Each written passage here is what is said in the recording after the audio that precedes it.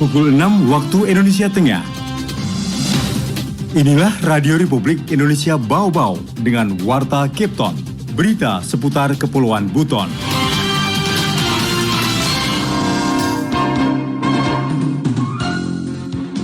LP2B kalau kita tidak, apalagi kita daerah kota rawan dengan penggunaan lahan.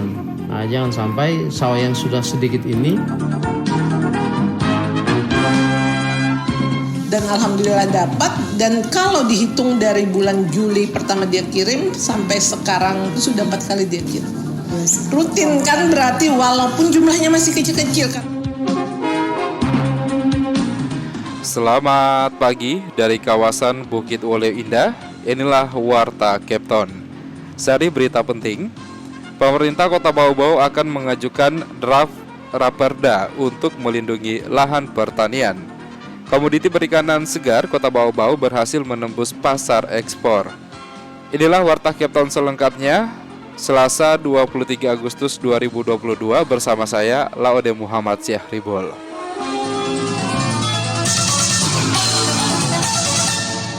Kita update terlebih dahulu, saudara, kasus COVID-19 di tanah air. Penularan COVID-19 masih terus terjadi di tanah air.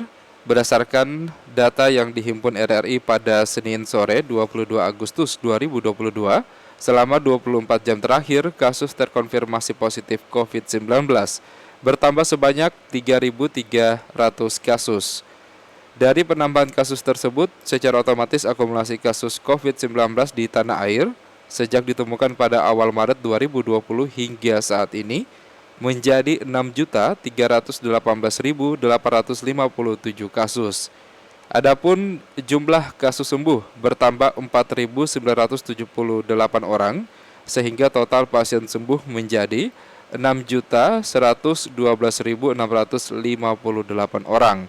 Sedangkan angka kematian akibat COVID-19 bertambah 19 jiwa, sehingga total meninggal menjadi 157.396 jiwa. RRI Radio Tangga Bencana COVID-19. Pemerintah Kota Bau-Bau dalam waktu dekat akan mengajukan draft Raperda untuk melindungi lahan pertanian dari upaya alih fungsi kepentingan lainnya. Dan selengkapnya dilaporkan reporter RRI Bau-Bau Afriansyah. LP2B kalau kita tidak, apalagi kita daerah kota rawan dengan penggunaan lahan. Nah, jangan sampai sawah yang sudah sedikit ini. Pemerintah Kota Bau-Bau dalam waktu dekat akan mengajukan draft rancangan peraturan daerah Raperda tentang lahan pertanian pangan berkelanjutan LP2B untuk dibahas di DPRD tahun 2022 ini. Kepala Dinas Pertanian dan Ketahanan Pangan di Pertan Kota Bau-Bau, Muhammad Rais mengungkapkan, penetapan LP2B dalam Perda sangat penting untuk melindungi dan memastikan kawasan lahan pertanian tidak dialihfungsikan untuk kepentingan lain. LP2B kalau kita tidak, apalagi kita daerah kota rawan dengan penggunaan lahan. Nah, jangan sampai sawah yang sudah sedikit ini, yang kurang lebih 300 hektar itu akan beralihfungsi lain menjadi daerah perumahan atau misalnya daerah untuk pengembangan industri atau apa. Makanya kita bikin memang secepatnya LP2B-nya supaya lahan itu terlindungi, tidak boleh dialihfungsi. Rais mengatakan, adapun lahan pertanian yang diajukan masuk dalam kawasan LP2B kurang lebih seluas 1.300 hektar berada di Kecamatan Bungi dan Kecamatan Sorowlio sebagai lahan cadangan. Saat ini pihaknya telah melengkapi segala syarat yang dibutuhkan untuk lahirnya aturan perlindungan LP2B, mulai dari dokumen dan naskah akademik. Pihaknya berupaya Raperda tersebut dapat dibahas di DPRD tahun 2022 ini. Nah, sehingga dengan lengkapnya itu maka di 2022 ini kita mengarah ke Perda LP2B.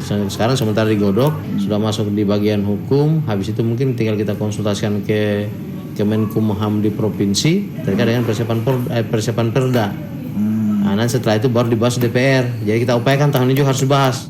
Rais mengatakan apabila Perda LP2B Kota Bau-Bau telah disahkan, maka lahan pertanian tidak boleh lagi dialihkan untuk kepentingan lain. Walaupun dijual tapi tetap peruntukannya untuk sawah. Siapapun yang berubah pindah tangan kegiatan lahannya tapi tidak boleh untuk kegiatan yang lain. Tetap harus untuk persawahan tadi itu yang kita lindungi di Kota Bau-Bau. Reporter RRI Bau-Bau, Afriansyah melaporkan. Anda sedang mendengarkan Warta Kepton, berita seputar Kepulauan Buton. Kita ke berita lainnya. Komoditi perikanan segar Kota Bau-Bau berhasil menembus pasar ekspor. Terhitung sudah 4 kali produk perikanan Bau-Bau diekspor ke Singapura, walaupun dengan volume kecil. Selengkapnya dilaporkan reporter RRI Bau-Bau Wade Nurliani. Impian agar komoditi perikanan di Kepulauan Buton bisa ekspor ke luar negeri akhirnya terwujud. Di bawah pengawasan Stasiun Karantina Ikan, Pengendalian Mutu dan Keamanan Hasil Perikanan SKPM Bau-Bau, salah satu perusahaan perikanan di Bau-Bau PT Jaya Siput akhirnya bisa mengirim langsung produk perikanannya ke negara tetangga, yakni Singapura. Meskipun dengan volume kecil, namun usaha perikanan yang baru seumur jagung itu mampu menunjukkan taringnya mengirim langsung ke negara tetangga tanpa proses perantara perusahaan besar di daerah Jawa. Kepala SKPM Bau-Bau Yuni Irawati Wijaya menyebutkan perusahaan tersebut telah mengurus sertifikat HACCP pada Juni lalu dan terbit dengan grade C. Sertifikat itu, kata Yuni, merupakan syarat agar dapat mengirim produk ke luar negeri secara mandiri. Jadi memang grade-nya pun masih C. Jadi C ini dia harus kami surveillance setiap 3 bulan sekali. Itulah yang dia kejar. Dan alhamdulillah dapat, dan kalau dihitung dari bulan Juli pertama dia kirim sampai sekarang itu sudah 4 kali dia kirim. Rutin kan, berarti walaupun jumlahnya masih kecil-kecil, karena saya sih melihat kalaupun daerah tujuan sepertinya dia akan supply ke restoran-restoran di Singapura. Tapi dia sudah berani dengan volume kecil, istilahnya mendobraklah bahwa ada ekspor. Jadi sertifikat kami sudah berlaku 4 untuk pengiriman ekspor. Yuni menyebutkan pengiriman perdana perusahaan Jaya Siput itu dimulai pada 20 Juli lalu. Saat itu jenis komoditi ekspornya adalah fresh tuna loin sebanyak 70 kg dengan nilai 7,7 juta rupiah. Pengiriman kedua pada 4 Agustus volumenya mencapai 100 kg dengan nilai 11 juta rupiah. Terhitung sudah 4 kali perusahaan tersebut mengirim produknya ke kota Singa itu. Terakhir pada 15 Agustus masih dengan jenis ikan yang sama sejumlah 47 kg dengan nilai 5.170.000 rupiah. Yuni berharap jejak Jaya Siput bisa ekspor juga dapat diikuti unit pengelola ikan lainnya di Kepulauan Buton. Apalagi beberapa perusahaan perikanan seperti di Wakatobi dan Kabupaten Buton telah mengantungi HACCP grade B. Adapun pengiriman ekspor PT Jaya Siput melewati jalur kapal cepat di Kendari, selanjutnya terbang dari bandara ke Singapura via Jakarta. Perikanan dari Bau-Bau itu diduga menyuplai beberapa restoran di negara tersebut. Wade Nurliani, reporter Bau-Bau, melaporkan. Dan kita ke berita yang terakhir. Universitas Halu Oleo mendorong pemanfaatan pangan lokal sebagai sumber penguatan ekonomi keluarga di masa pandemi COVID-19. Selengkapnya dilaporkan reporter RRI Bau-Bau Hairul Mulko. Nah, kita akan membuat contoh sampelnya produk ini dengan 4 produk, yaitu bolu berbahan pangan lokal jagung. Kampus Universitas Halu Oleo UHO melalui Lembaga Penelitian dan Pengabdian Masyarakat LPPM terus mendorong masyarakat perkotaan agar lebih produktif pasca gempuran pandemi COVID-19. Bersama mahasiswa KKN tematik UHO, tim PKM UHO melakukan sosialisasi dan pelatihan pembuatan kue berbahan pangan lokal, manajemen usaha, dan manajemen pemasaran berbasis digital kepada masyarakat di Kecamatan Wolio, Kota Bau-Bau, Senin 22 Agustus. Ketua tim dosen pembimbing lapangan Dr. Nanik Hindariati Ningsi kepada RRI menyebutkan dipilihnya Kecamatan Wolio sebagai lokus kegiatan mengingat yang paling terpukul akibat pandemi adalah kelompok masyarakat perkotaan karena tidak memiliki lahan pertanian sehingga untuk kebutuhan sehari-hari semuanya diperoleh dengan membeli. Nah, kita akan membuat contoh sampelnya produk ini dengan 4 produk, yaitu bolu berbahan pangan lokal jagung, kemudian bolu kukus berbahan dasar labu kuning. Ketiga adalah dodol rumput laut berbahan dasar rumput laut, dan yang keempat adalah es krim berbahan dasar rumput laut. Untuk 2 produk ini kami kerjasama dengan guru semea, bagaimana mereka bisa membimbing sharing dengan anak-anak mahasiswa kami yang dari teknologi pangan.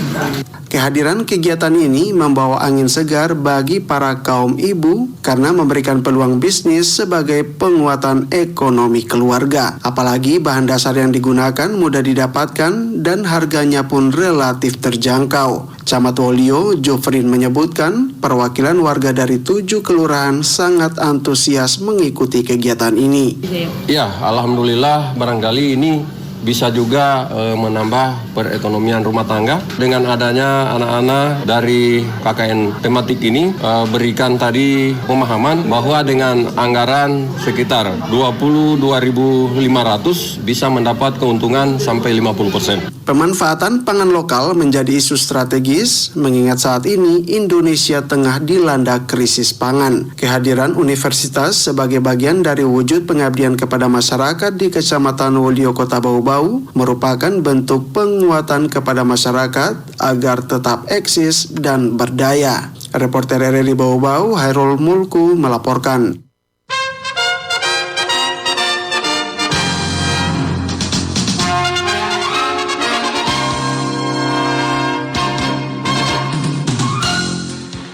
Demikian penyampaian Warta Kepton pagi hari ini, dan sebelum berpisah kembali kami sampaikan pokok-pokok berita. Pemerintah Kota Bau-Bau akan mengajukan draft Raperda untuk melindungi lahan pertanian. Komoditi perikanan segar Kota Bau-Bau berhasil menembus pasar ekspor. Mewakili kerabat kerja bertugas, saya Laude Muhammad Syahribul mengucapkan terima kasih dan selamat pagi.